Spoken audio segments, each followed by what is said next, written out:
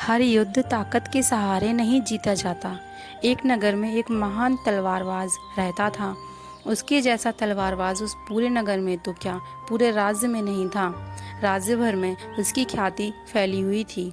अपनी तलवारबाजी के दम पर उसने अपने राजा को कई युद्धों में जीत दिलवाई थी, इसलिए सभी उसका बहुत सम्मान करते थे। समय बीतने के साथ वह वृद्ध हो चला था। वह नहीं चाहता था कि उसकी कला उसके साथ ही इस दुनिया से चली जाए। इसलिए उसने पूरे राज्य में ऐलान करवाया कि जो भी तलवारबाजी सीखना चाहता है वह उसके पास आकर सीख सकता है। राज्य के कई युवक उसके पास आए और उसके शिष्य बनकर तलवारबाजी सीखने लगे। वह भी अपनी कला के हर गुर अपने शिष्यों को सिखाने लगा। उन शिष्यों में से एक शिष्य असाधारण था। उसने शीघ्र ही तलवारबाजी के सारे गुण सीख लिए और तलवारबाजी में पारंगत हो गया। पारंगत होने के बाद उसने अपनी तलवारबाजी पर घमंड हो गया। वह स्वयं को अपने गुरु से भी महान तलवारबाज समझने लगा, किंतु उसे अपने गुरु सरीखी प्रतिष्ठा प्राप्त नहीं थी। वह प्रतिष्ठा पाने नित नए उपाय सोचा करता था। एक दिन उसने सोचा, क्यों न तलवारबाजी का एक मुकाबला गुरु के साथ किया जाए। उन्हें पराजित कर दूंगा तो लोग मुझे उनसे महान तलवारबाज स्वीकार कर लेंगे। उसने अपने वृद्ध गुरु को तलवारबाजी की चुनौती दे दी।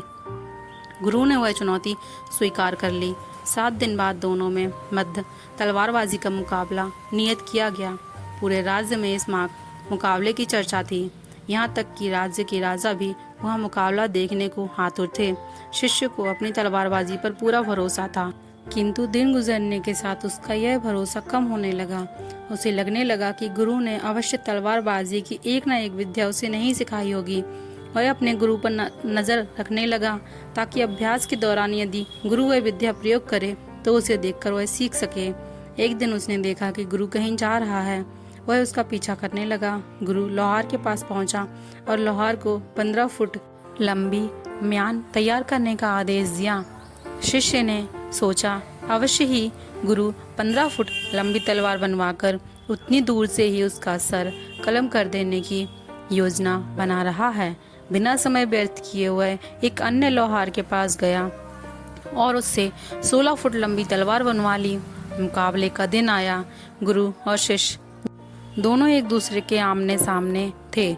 जैसे ही मुकाबला शुरू हुआ, गुरु ने म्यान से तलवार निकालकर शिष्य की गर्दन पर रख दी।